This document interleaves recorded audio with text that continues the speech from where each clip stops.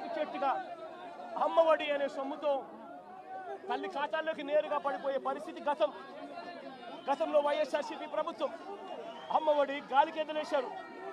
గోరుముద్దలో రోజుకొక మెనూ పెడుతూ పిల్లలను అల్లారు ముద్దుగా చూసుకుంటా ఉన్న వాళ్ళ మేనమామ ప్రభుత్వం వైఎస్ఆర్సీపీ ప్రభుత్వం అయితే, ఈరోజు చంద్రబాబు నాయుడు గారి ప్రభుత్వంలో పిల్లలు ఇవాళ తిండి తినలేక పిల్లలు ధర్నాలు చేస్తూ హాస్పిటల్లోకి ఇవాళ చేరుతా ఉన్న పరిస్థితులు ఈరోజు కనిపిస్తూ ఉన్నాయి.